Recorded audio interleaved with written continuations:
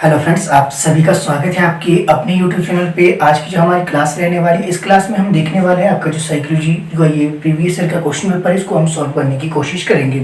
हिंदी और इंग्लिश में दोनों में देखेंगे। पहले भी हमने ये क्वेश्चन ऑलरेडी कर लिए है, इससे पहले भी previous year question paper already हमने कवर किया है। आपको जो है प्लेलिस्ट में अलग से एक फोल्डर मिल जाएगा, स्पेशल एचपी टेट प्रिपरेशन 2021 के नाम से। उसमें जाकर आप इन सभी वीडियोस को देख सकते हैं। तो पहला प्रश्न देखते हैं, समय आपका जो व्यर्थ नहीं करेंगे। पियाजे के अनुसार अहम केंद्रित है, तो आपका अहम केंद्रित कहाँ होता है? इंग्लिश में अगर बात करें, अकॉर्डिंग टू पियाजे इगोसेंट्रिक इज, तो इगोसेंट्रिक और आपका जो वर्ड है इगोसेंट्रिक आपका जो है केंद्रित होता है सेंसरी मोटर स्टेज में। तो ऑप्शन अगर आप इसका सी देखिए, थर्ड, ये बिल्कुल आपका इसमें सही हो जाएगा। अगर आपको ये क्वेश्चन पेपर चाहिए, अगर आपने क्वेश्चन पेपर भी देखना है, तो लर्निंग पॉइंट विद शुभम के नाम से एक फेसबुक पे मेरा पेज है, उस पेज पे जाकर जो इसको जो है मैं अपलोड कर दूंगा। आप वहां से इस क्वेश्चन पेपर को आप देख सकते हैं। बाकी डिस्क्रिप्शन में लिंक मिल जाएगा, डायरेक्ट आप वहां से भी इसमें जा सकते हैं। अगला प्रश्न देखेंगे। एक बात और आपको यहाँ ध्यान देनी है, पियाजे की अहम केंद्रित की बात की गई है, तो पियाजे की चार अवस्था मैंने आपको पहले ही बताई है, और जितनी भी आपकी कॉग्निटिव डेवलपमेंट की स्टेजेस आपकी जो पियाजे द्वारा बताई गई है, उन सभी को मैंने नोट्स में आपको पहले ही इंक्लूड करवा दिया, और कई बार ये भी आपको मैंने बताई भी है। मैक्सिमम जो है कई स्टूडेंट ने रेगुलर कमेंट किया, उनका ये क्वेश्चन आपके गलत नहीं होने वाले। डायरेक्ट यहाँ से आपके चार क्वेश्चन इस क्वेश्चन पेपर में पूछे गए। 2018 का ये क्वेश्चन पेपर है, तो आपको अभी देखने को मिल जाएगा कि कितने इंपॉर्टेंट आपके क्वेश्चन थे, और मैंने आपको ऑलरेडी वो करवाया है। तो अगला प्रश्न आपके पास है, अगर आप देखें तो आपके concrete operational stage of cognitive development is range from, देखिए ये किसकी बात की है? मानसिक विकास की मूर्त अवस्था, जो आपकी मूर्त संक्रिय अवस्था है, ये वही अवस्था है जो पियाजे ने दी है, 4 स्टेज दी है। ये हिंदी और इंग्लिश दोनों में आपको ये ऑलरेडी मैंने करवाया है। तो इसमें पूछा गया है कॉन्क्रीट ऑपरेशनल स्टेज। तो आप सभी को पता है कि आपके 0 से 2 ईयर की अगर मैं बात करूं, तो वो होगी आपकी, इसमें देखिए ऑप्शन अगर फर्स्ट देखे बर्थ टू 2 ईयर, जो पहला ऑप्शन है वो आपकी सेंसरी मोटर स्टेज का आ जाता है। ऑप्शन अगर सेकंड देखे अबाउट 2 to 7 ईयर, तो यानी कि 2 से 7 वर्ष की जो अवस्था है वो कहलाती है आपकी प्री ऑपरेशनल स्टेज। ऑप्शन अगर सी देखे आप 7 to 11 ईयर, ये कहलाती है आपकी कॉन्क्रीट ऑपरेशन स्टेज। आपसे क्वेश्चन क्या पूछा गया है? क्वेश्चन भी आपसे यही पूछा गया है। हिंदी में अगर मैं बात करूं तो मानसिक विकास की मूर्त अवस्था जो सामान्यतः किस आयुक्त को शामिल किया जाता है, या किस आयु वर्ग को शामिल किया जाता है? तो ये किया जाता है 7 से 11 वर्ष। बाकी जो ऑप्शन डी भी हम देख लेते हैं, अबाउट, इसमें जो है 12 to आपका 15 ईयर है, ये तो आपका फॉर्मल ऑपरेशन स्टेज है, ये आपको सभी मैंने पहले ही करवाया है। अगला क्वेश्चन देखते हैं, आपके पास which of the following method help to study children with special needs, तो ये क्वेश्चन भी आपको मैंने पहले इंक्लूड करवाया। बाकी एचपी जो आपके टेट प्रिपरेशन अगर आप कर रहे हैं, तो ऑल पीडीएफ अवेलेबल है, स्पेशली आर्ट्स स्टूडेंट के लिए। अगर आप लेना चाहें तो 250 रुपीज उसका मिनिमम अमाउंट है, अगर आप लेना चाहें तो आप ले सकते हैं। 9817783916 ये है गूगल पे नंबर, और यही है आपका व्हाट्सएप नंबर। गूगल पे के द्वारा आप जो इस अमाउंट को पे कर सकते हैं, और ऑल पीडीएफ आप ले सकते हैं। अगर सिर्फ साइकोलॉजी की आपको लेनी है, तो साइकोलॉजी की आपको है 65 रुपीज का इसका अमाउंट है। 65 रुपीज आपको पे करना है। उसके बाद स्क्रीनशॉट आपने इसी व्हाट्सएप नंबर पे जो भेज देना। ये सभी क्वेश्चन जो आप आज करने वाले हैं, या जो आपके जितने भी आपके एग्जाम में ये क्वेश्चन आने वाले हैं, तो मैं ये कहता हूं कि अगर आपके 30 क्वेश्चन साइकोलॉजी के रहते हैं, तो कम से कम ये मान के चलिए कि 15 आपके डायरेक्ट आने वाले। ज्यादा से ज्यादा हो सकता है कि डायरेक्ट आपके 20 या 25 क्वेश्चन भी आपके देखने को मिल सकते हैं उन नोट्स में। नोट्स में 400 क्वेश्चन है, जिनको मिल गया उन सभी को ये ऑलरेडी पता है। बाकी आपको जो पेमेंट मेथड यही है, गूगल पे आपको इस नंबर पे करना। बाकी व्हाट्सएप पेमेंट भी अवेलेबल है अगर आप करना चाहें। इसके अलावा जो है व्हाट्सएप के ऊपर क्यूआर कोड स्कैन करने के लिए लगा है डीपी पे, वहां पे भी क्यूआर कोड आप स्कैन करके जो पेमेंट कर सकते हैं। नेट बैंकिंग करना चाहे कोई तो मैसेज कर दीजिएगा, उसको अकाउंट नंबर जो है वहीं पे मिल जाएगा। वापिस आते हैं अपने पे, निम्न में से कौन सी विधि विशेष आवश्यकता वाले बच्चों के अध्ययन के लिए जो है सहायक है? इंग्लिश में ये हमने पढ़ लिया था। Which of the following method help to study children with special need, तो स्पेशल नीड में जो आपकी हेल्प होगी तो वो किससे होगी? Case study method. ऑप्शन अगर आप डी देखें तो ये आपका बिल्कुल इसमें सही हो जाएगा। क्वेश्चन नंबर 4 देख रहे थे, किसने कहा वंशानुक्रम व्यक्ति की जन्मजात विशेषताओं का पूर्ण योग है? इंपॉर्टेंट क्वेश्चन है, मैंने कई बार ये आपको करवाया है। जो रेगुलर स्टूडेंट है उनको ये आना चाहिए। चलिए इस क्वेश्चन को ऐसा करते हैं कि इस क्वेश्चन को जो कमेंट बॉक्स में आपने कमेंट करना है, आपको मैं ऑप्शन दे रहा हूँ। Who said heredity is a sum total of involved individual traits? तो ये किसने कहा है कि who said heredity is a sum total of involved individual traits? Hindi में फिर से पढ़ देता हूँ, किसने कहा वंशानुक्रम व्यक्ति की जन्मजात विशेषताओं का पूर्ण योग है?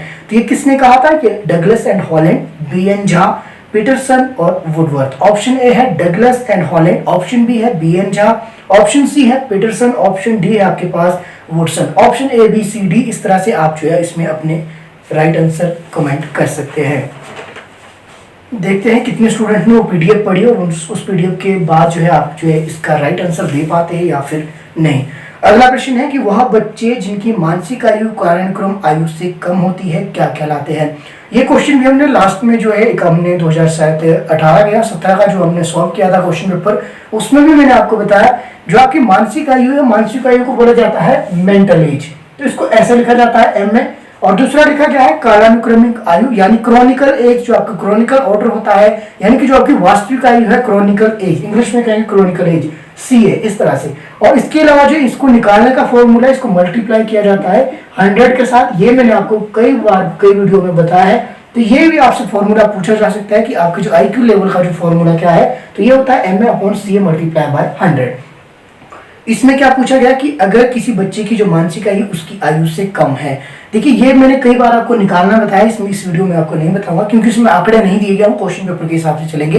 देखिए अगर जो है किसी जो है इसमें क्या क्वेश्चन पूछा गया कि किसी की मानसिक आयु है उसकी कालानुक्रम आयु से कम है, तो यानी कि जो उसकी जो मेंटल एज है वो आपकी क्या है, मेंटल एज उसकी जो ज्यादा है और उसकी जो क्रॉनिकल एज है उसके हिसाब से जो बुद्धि कम है। इसको मैं कैसे समझाऊं आपको, ये मान के चलिए कि मेंटल एज आपकी 8 साल है और क्रॉनिकल एज आपकी 10 साल है। इसको अगर आप मल्टीप्लाई करेंगे तो इसमें आपसे ये पूछा गया है कि अगर उसकी कम है तो वो बच्चा कैसा कहलाएगा। अगर इसको हम इस तरह से कर लेते हैं तो ये आपका यहाँ 10 आ गया, इसको मल्टीप्लाई करेंगे तो ये कितना हो गया आपका 80।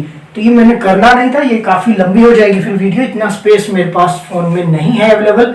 चलो देखते हैं कहां तक ये वीडियो बन पाती है, कोशिश करेंगे जल्दी जल्दी करने की। अब देखिए आईक्यू आपका बच्चे का आ गया है, कितना आ गया 80 आ गया है। उसकी जो मेंटल एज कितनी रखी हमने 8 ईयर रखी और उसकी जो है क्रॉनिकल एज कितनी रखी, तो ये आपकी 10 ईयर रखी। इसको मल्टीप्लाई करेंगे 10 सीधा आपका यहां से ये चला गया, उसके बाद उसको मल्टीप्लाई करने के बाद तो आपके पास आईक्यू कितना आ गया 80। अब देखिए अब आपको ये पता होना चाहिए कि सामान्य जो बुद्धि होती है यानी कि आपका जो नॉर्मल आईक्यू होता है वो कितना होता है 90 से 110, ठीक है। लेकिन टर्मन इसको 100 से 110 में आता है, उसको छोड़ दीजिए, ये भी आपको पता होना चाहिए। 90 से 110 आपका जो है सामान्य। बाकी अगर बात करें 140 से ऊपर आपके जो विशिष्ट वाले होते हैं, इसके अलावा जो 90 से नीचे होते हैं वो थोड़े से मंदबुद्धि होते हैं लेकिन वो मेंटली रिटायर्ड नहीं होते हैं, तो ये आपने थोड़ा सा ध्यान रखना है। तो यानी कि 90 से जो इनका जो आईक्यू नीचे है यानी कि 80 है, उसकी जो कालानुक्रम जो आयु थी 10 वर्ष, उससे जो है उसकी मानसिक आयु जो है कम है, यानी कि वो आयु में तो बड़ा है लेकिन जो उसकी जो मेंटल एज है, जो उसकी यानी कि मानसिक जो उसकी जो क्षमता है वो उसकी आयु से थोड़ी पीछे चल रही है। तो उसका आईक्यू जो है उसका सामान्य से थोड़ा कम होगा, तो सामान्य आपका 90 है, सामान्य से कम कितना हुआ आपका तो 80 है। इस तरह से इसको आप लेकर चल सकते हैं। ये मैंने आपको बताया, हालांकि इस तरह के आंकड़े इसमें नहीं दिए गए लेकिन आंकड़े यही है, इसी तरह आप इसको समझ सकते हैं। तो वो आपका चाइल्ड किस तरह का होगा, ऑप्शन इसमें दिए गए, learning disable, normal child. Normal मैंने आपको बता दिया, नॉर्मल आपकी जो 90 से 110 के बीच होगा। गिफ्टेड चिल्ड्रन मैंने आपको बता दिया 140 से ऊपर आपका जो है गिफ्टेड चिल्ड्रन होगा, यानी कि प्रतिभाशाली बालक। नॉर्मल यानी कि सामान्य बालक, सामान्य बुद्धि लब्धि वाला, ये विशिष्ट लब्धि वाला। इससे नीचे वाले हो गए आपके मन बुद्धि वाले। तो इंपॉर्टेंट है 70 से 80 के बीच आपका ये मन बुद्धि है, इंपॉर्टेंट, इस तरह से आप इसको याद रख सकते हैं।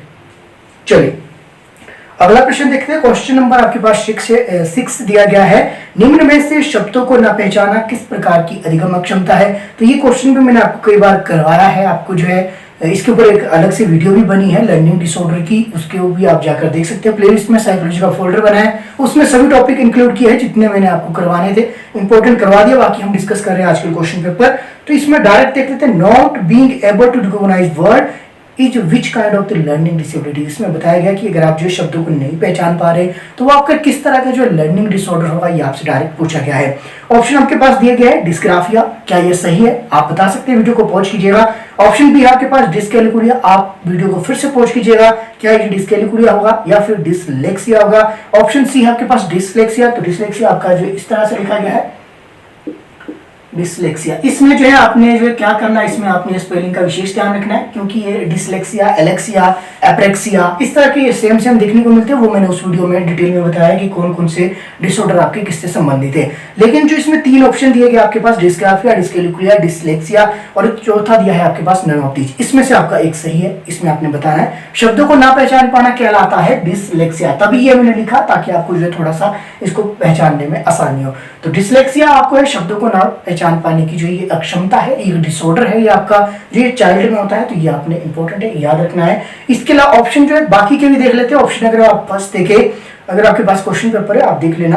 तो ये डिस्ग्राफिया सबसे पहले लिखा है, dysgraphia, dysgraphia graph, paragraph, paragraph में कहा कि राइटिंग स्किल, तो ये आपके हस्तलेखन से संबंधित है। तो डिस्क जो आपका डिस्ग्राफिया है तो वो आपका हस्तलेखन अक्षमता यानी कि राइटिंग डिसऑर्डर से आपका वो मैच करता है। इंपॉर्टेंट है, ये आपने फैक्ट याद रखना है।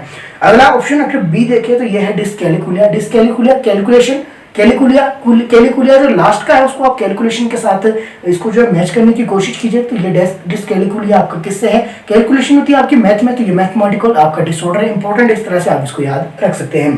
तो ऑप्शन इसमें सी बिल्कुल आपका सही हो जाएगा। पढ़ने की जो अक्षमता है यानी कि जो आपके not being able to recognize word, जो शब्दों को जो पहचान नहीं पा रहा है, तो ये आपका होगा डिसलेक्सिया। ऑप्शन अगर सी देखें बिल्कुल इसमें सही हो जाएगा। बाकी क्वेश्चन बाकी भी आपको मैंने बता दिया है, एक बार फिर से रिवाइंड करके देखिएगा अगर आप थोड़े से उलझ गए हैं।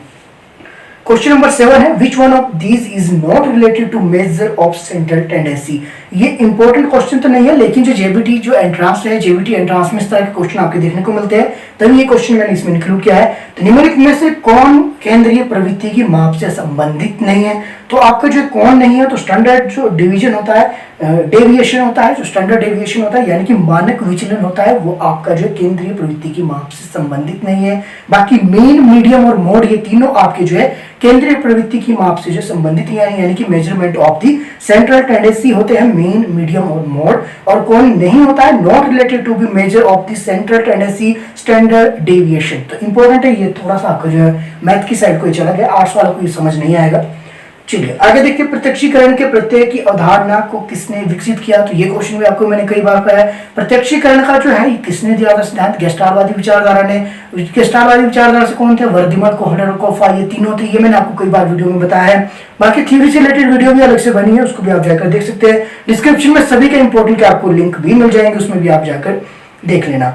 अब देखिए ऑप्शन आपके पास क्या दिए गए, who developed the concept of the perception, यानी प्रत्यक्षीकरण का सिद्धांत जो है किसने विकसित किया है, ये आपसे क्वेश्चन पूछा गया है। पहला प्रश्न आपके पास वर्दिमर, दूसरा है आपके पास ऑप्शन बी हल, सी है वॉटसन और आपका डी है थ्रोलमन। तो ये आपका इसमें से कौन सा होगा, तो मैंने अभी जो कहा गेस्टालवादी विचारधारा से कौन थे, वर्दिमर, कोहलर और कोफा। तो इन्होंने दिया था आपके प्रत्यक्षीकरण का सिद्धांत यानी कि आपकी जो है इनसाइड थ्योरी। तो इसमें जो आपके पास ऑप्शन दिया है वर्दिमर, तो ये आपका बिल्कुल इसमें जो है सही हो जाएगा। ऑप्शन है बिल्कुल आपका इसमें सही हो जाएगा। कमेंट करेंगे आपको ये क्वेश्चन जो है मैंने कितनी बार करवाया है, आई होप आपको पता ही होगा, जो रेगुलर स्टूडेंट है उन सभी को तो ऑलरेडी पता होगा। क्वेश्चन नंबर 9 की ओर चलते, the school of the behaviourism focus on studying, यानी व्यवहार में निम्न में से किस व्यवहार के अध्यापन पर बल दिया जाता है। व्यवहार में जो किस तरह के जो है व्यवहार पर बल दिया जाता है, तो व्यवहार में हम क्या देखेंगे, व्यवहार में हम क्या कर सकते हैं, ऑब्जर्व कर सकते हैं किसी के बाहरी जो बिहेवियर को। तो इसका जो ऑप्शन है, ऑप्शन फर्स्ट दिया है ओवर्ट बिहेवियर ओनली, तो ओवर्ट बिहेवियर ओनली ही हम इसमें जो है मेजर कर सकते हैं। ज्यादा डिटेल में इसको मैं नहीं बताऊंगा, आगे चलते हैं, काफी जो है लंबा क्वेश्चन पेपर है। अगला प्रश्न आपके पास क्वेश्चन नंबर, अगर आप 12 देखिए, बाकी 10 11 मैंने इसमें छोड़ दिया है, ये थोड़े मैथ से रिलेटेड है आपके।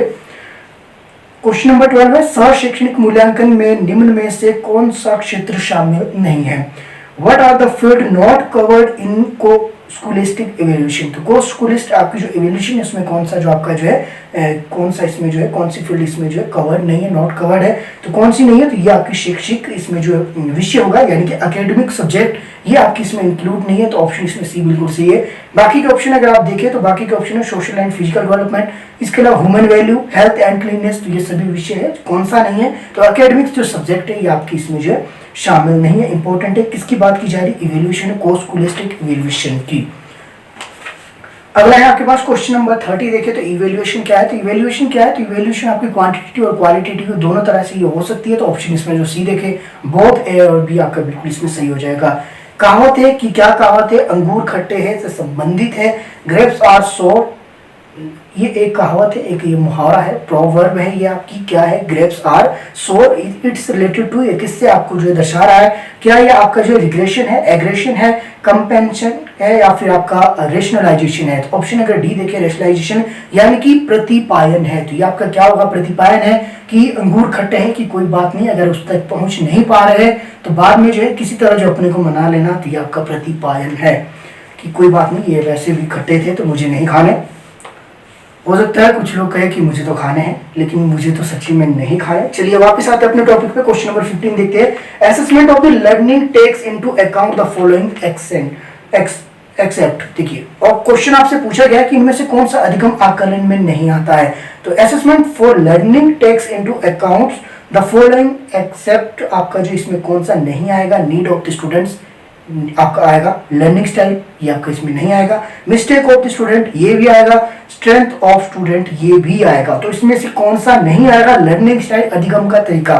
हिंदी में समझ लेते हैं, हिंदी वालों को हो सकता है समझ ना आए कि कौन सा जो अधिगम आकलन में जो नहीं आता है। विद्यार्थियों की आवश्यकता आती है, आकलन करने के लिए विद्यार्थियों की आवश्यकता है, तो ये जाहिर सी बात आएगी। इसके अलावा जो अधिगम का जो तरीका है ये नहीं आएगा, लेकिन ऑप्शन बाकी के देख लेते क्या क्या आएगा, उससे आपको ज्यादा आसान हो जाएगा। विद्यार्थियों की त्रुटि, जी हाँ, अगर आप आकलन करें तो उनकी त्रुटियों को भी आपको देखना होगा, उनकी त्रुटियों के ऊपर विशेष ध्यान देना होगा, कितनी त्रुटियां कितनी नहीं है, तो ये भी आकलन का एक जो हिस्सा है। विद्यार्थियों की क्षमता को भी देखना होगा। ऐसा नहीं है कि आप आकलन कर रहे हो और आप जो है उनकी जो बुद्धि लब्धि की बात अगर मैं करूँ, उनकी जो मानसिक क्षमता है जो उनकी एज के हिसाब से होती है, हर किसी बच्चे की, जो आपका सिलेबस आपका जो इंक्लूड किया जाता है किसी भी जो क्लास के लिए, तो उनका जो IQ उनके उस लेवल के मानसिक क्षमता के आधार पर ही किया जाता है, तो ये भी आपका होगा। तो इसमें कौन सा नहीं होगा, आपका अधिगम का तरीका है, जो आपका लर्निंग जो आपका स्टाइल है ये आपका इसमें इंक्लूड नहीं होगा, क्योंकि वो हर बच्चे का अलग अलग है। हो सकता है किसी को जो जोर जोर से बोल के याद हो सकता है किसी को आराम आराम से बोल के याद हो, उसको आकलन से कोई लेना देना नहीं है, वो बच्चे के अपना है। चलिए आगे चलते हैं। बालक के समाजीकरण में पाठशाला का स्थान होता है। तो बालक, the place of the school in the socialization of a child is, तो ये किसका होता है, तो बालक के समाजीकरण में पाठशाला का स्थान होता है। तो किसके बाद होता है, तो ये आपके परिवार के बाद होता है। या क्वेश्चन आपके इस तरह से भी घुमा फिरा के यहाँ पूछा जा सकता है कि बालक के समाजीकरण में पाठशाला से पहले किसका स्थान होता है, तो पाठशाला से पहले आपका जो है परिवार का स्थान होता है, और उसके बाद आप जो है आफ्टर फैमिली आपकी जो है स्कूल आती है। तो ये आपको इस तरह से क्वेश्चन भी देखने को मिल सकता है। अगले प्रश्न की ओर चलते, क्वेश्चन नंबर 17 है, children being sensitive to weight are, यानी कि आपके जो बच्चे हैं जो मूत्र विसर्जन के प्रति संवेदनशील होते हैं, वे डेस्टेश होते हैं, क्या वो अनुभूति में आसान होते हैं, यानी कि इजी टू परसेप्शन, ऑप्शन भी है, अवलोकन में आसान होते हैं, इजी टू आपके ऑब्जर्व, उनको जो ऑब्जर्व आसानी से किया जा सकता है, यहाँ पे ये साइकोलॉजी का जो एक फैक्ट है। दिन में जो है प्रशिक्षण में आसान होते हैं, इजी टू डे ट्रेनिंग, या फिर आपके रात्रि प्रशिक्षण के लिए आसान होते हैं, इजी टू नाइट ट्रेनिंग। तो इसमें आपका कौन सा होगा, जो बच्चे आपके मूत्र विसर्जन के प्रति संवेदनशील रहते हैं, तो उसमें से आपका जो इनके लिए क्या एक जो इनका व्यवहार इसको कहे, या फिर उनका जो है किस तरह से उनको जो है अवलोकन उनका जो किया जा सकता है, तो इजी टू आपका ऑब्जर्व। तो उन बच्चों को आप जो आसानी से जो ऑब्जर्व कर सकते हैं, उनकी गतिविधियों को आप जो देख सकते हैं, उनके द्वारा जो एक प्रतिक्रिया की जा रही है उसको आप जो ऑब्जर्व कर सकते हैं। और अगर आप क्वेश्चन नंबर 18 देखिए, बुद्धि और सृजनशीलता है, तो बुद्धि और सृजनशीलता आपकी क्या है, तो ये आपकी पॉजिटिविटी रिलेटेड है, पॉजिटिवली रिलेटेड है, यानी कि सकारात्मक रूप से आपकी संबंधित है बुद्धि और सृजनशीलता, यानी कि intelligence and creativity are positively related, एक दूसरे के साथ जो है पॉजिटिवली जो है संबंध रखती है। तो इस तरह से आप इसको याद रख सकते हैं। सामाजिक परिवेश से क्या तात्पर्य है, what is the meant by the social environment, तो इससे आपका क्या तात्पर्य है, तात्पर्य टीचर एंड सोसाइटी, बिल्कुल सही है। रिलेटिव फ्रेंड्स एंड नेबर्स, बिल्कुल सही है। Parents and the family member, बिल्कुल सही है। तो all of the above option अगर आप डी देखें तो आपका बिल्कुल इसमें सही होगा, ऑल ऑफ दीज। प्रयत्न एवं भूल का स्थान किसने प्रतिपादित किया, ये क्वेश्चन मैंने इतनी बार करवा दिया है कि जिस बच्चे ने जो है लास्ट जो 20 दिन से भी जो है साइकोलॉजी की वीडियो देखी है उसको भी ये 10 से 15 बार क्वेश्चन देखने को मिल गया होगा। तो किसने किया ट्रायल एंड एरर, आपके थोड़ा ने किया, थ्योरी के ऊपर से अलग से वीडियो बनी है। अगर आप पहली बार है तो आप जाकर जो प्लेलिस्ट में साइकोलॉजी का अलग से फोल्डर बनाए, उसमें जाकर जो है प्लेलिस्ट में जो है उस वीडियोस को देख सकते हैं। बाकी डिस्क्रिप्शन में आपको लिंक मिल जाएगा, कोशिश मेरी यही रहेगी। अगर आपके पास मनोविश्लेषण की प्रस्तावना डेस्टिश ने की है, यानी कि आपका जो है psychoanalysis was propounded by, तो ये किसने किया है, ये मैंने कई बार आपको क्वेश्चन कहा है। आईडी, ईगो, सुपर ईगो, ये जो है मन के जो है भाव जो प्रकट किए थे, किसने किया था, मन का जो विश्लेषण किया था। सिगमंड फ्रायड की ये थ्योरी से संबंधित है, ये डायरेक्ट ये क्वेश्चन पूछा गया है। तो इसमें ये पूछा गया मनोविश्लेषण की प्रस्तावना जो किसने दी थी, तो ये किसके द्वारा की, क्या ये क्लोड खाल द्वारा, एन फ्रायड या फिर एस फ्रायड या फिर ए फ्रायड, ये किसके द्वारा, एस फ्रायड, सिगमंड फ्रायड। तो पूरा नाम आपने याद रखना है। हो सकता है आपके पास इस तरह शॉर्ट में दिखने को मिला, तो इससे आप आइडिया लगा सकते हैं। एन फ्रायड भी दिया है इसमें, एस फ्रायड भी दिया है, ए फ्रायड भी दिया है। आपको सिर्फ फ्रायड याद नहीं रखना है, आपको याद रखना है सिगमंड फ्रायड। तो ऑप्शन अगर सी देखें तो एस फ्रायड इसमें बिल्कुल सही हो जाएगा। क्वेश्चन नंबर 22, जैसे जैसे शिशु विकसित होता है वैसे वैसे उनकी मानसिक क्षमता क्या है, क्या वो बढ़ेगी, घटेगी, अवरुद्ध होगी, कैसी होगी, तो उसकी जैसे जैसे as the infant growth his mental ability, जो बच्चे की जो है ग्रोथ के साथ जो उसकी मेंटल एबिलिटी भी आपकी क्या होगी, तो इंक्रीज होगी। ऑप्शन डी बिल्कुल इसमें सही हो जाएगा। माता पिता के पारस्परिक संबंध बालक के व्यक्तित्व को कैसे प्रभावित करता है? इंपॉर्टेंट क्वेश्चन है। How far does the mutual relationship of the parents, माफ कीजिए एक minute, how far does the mutual relationship of the parents influence child personality? तो ये किस तरह से करेंगे, ये ग्रेजुअली करेंगे, अनुक्रमिक रूप से ये करेंगे। ऑप्शन इसमें बी आपका बिल्कुल सही हो जाएगा।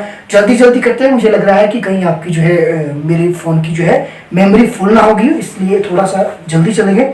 एस वॉलिंगवर्थ निम्न में से किस कार्य से संबंधित है? इंपॉर्टेंट है। एस वॉलिंगवर्थ का जब भी नाम आएगा तो वो आपका जो है रिलेट करता है 140 प्लस जो आपके बच्चे होते हैं उनसे आपका जो ये आपका संबंध रखता है। इंपॉर्टेंट है, ये क्वेश्चन आपने याद रखना है। प्रतिभाशाली बच्चे से संबंध किसका है? तो एस जो आपका वॉलिंगवर्थ है, इंपॉर्टेंट है। S Wallingworth is associated with her work on, तो ये आपका किससे होगा? तो आपके गिफ्ट चिल्ड्रन। इंपॉर्टेंट है, आपका याद रखना है। अगला आपके पास पियाजे द्वारा संवेदी चरण किस आयु वर्ग को दर्शाता है? ये वही क्वेश्चन आ गया। पियाजे की डेवलपमेंट स्टेज की मैं बात कर रहा, 2 क्वेश्चन हमने ऑलरेडी डिस्कस कर लिए हैं पहले। अब जो है तीसरा क्वेश्चन हम इसी से रिलेटेड आपका डिस्कस कर रहे हैं, पियाजे के कॉग्निटिव डेवलपमेंट से। तो अकॉर्डिंग टू पियाजे sensory motor stage include test age group. तभी मैं आपको कहता हूं कि कमेंट कीजिएगा कि किस एज ग्रुप के बच्चे को जो है क्या नाम दिया गया है। पियाजे द्वारा जो 4 अवस्थाएं दी गई है। अब इसमें क्या पूछा गया है, सेंसरी मोटर स्टेज आपकी कितने से कितने होती है?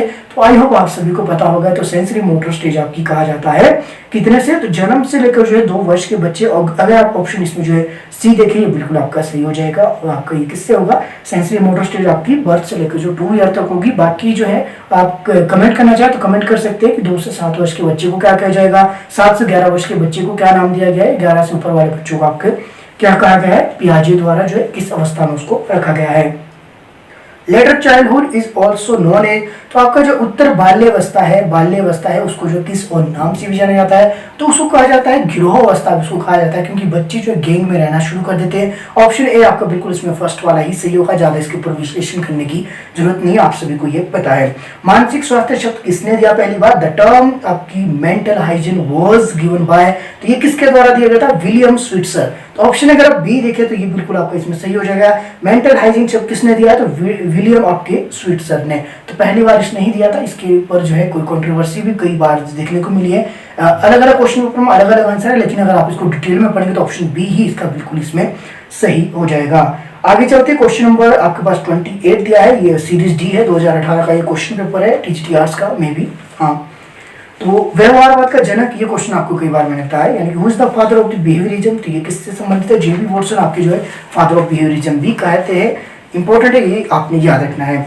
The super ego is the direct antithesis of the ID, this statement is, तो ये स्टेटमेंट आपकी क्या है? आपकी ये सही है, गलत है? यानी कि सुपर ईगो जो आपका यानी कि पराहम ईदम का जो है पूर्ण विपरीत है, तो ये आपसे पूछा गया है। तो अगर आपने वो आईडी ईगो सुपर ईगो वाली वीडियो देखी तो आपको ये क्वेश्चन आना चाहिए। तो ये बिल्कुल यार इसका जो है पूर्ण जो है विपरीत रूप है, तो ये ऑप्शन बी इसमें बिल्कुल सही हो जाएगा। ट्रू है ये कि हाँ ये इसका विपरीत रूप है। सुपर ईगो जो है आईडी का पूर्णता विपरीत रूप है, ये आप याद रख लीजिए, ये आपका सही हो जाएगा। बुद्धिमत्ता की गणना करने का सूत्र क्या? क्वेश्चन नंबर 30 और आज का अंतिम क्वेश्चन भी है। तो formula of the calculating intelligence IQ is, तो ये मैंने आपको पहले ही बता दिया है। तो ये आपका इस तरह से फॉर्मूला MA/CA मल्टीप्लाई बाय 100।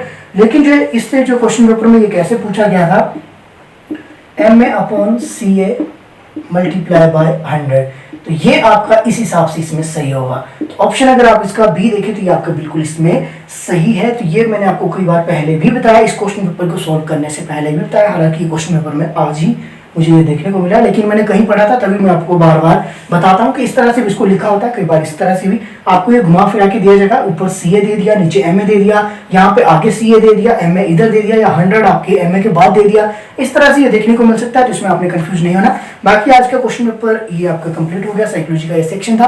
बाकी बताइएगा आपको ये मेरा प्रयास कैसा लग रहा है। अपने दोस्तों के साथ वीडियो आप शेयर कर रहे हैं, नहीं कर रहे हैं मुझे नहीं पता, पर कीजिएगा। अगर आप मुझे सपोर्ट करेंगे तो जाहिर सी बात है आपको जो कंटिन्यू वीडियो आपको मिलती रहेगी। बाकी मैं अपनी ओर से कोशिश कर रहा हूँ कि आपको डेली क्लास मिले और डेली मैं कोशिश कर रहा हूँ कि क्लास आपको प्रोवाइड भी करवा दी जाए।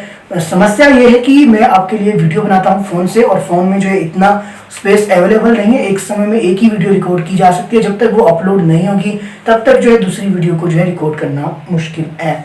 तो आई होप आप मेरी प्रॉब्लम को समझ सकते हैं। बाकी जो अपने दोस्तों के साथ वीडियो को शेयर कीजिएगा, फर्स्ट और लास्ट में जो ऐड आती है उन ऐड को आप स्किप ना करें। बाकी मिलते हैं अगली वीडियो में। कोशिश यही रहेगी कि आपकी कंटिन्यू क्लास चलती रहे जब तक आपका एग्जाम होगा। मिलते हैं अगली वीडियो में। मेरे साथ बने रहने के लिए आप सभी का तहे दिल से बहुत बहुत धन्यवाद।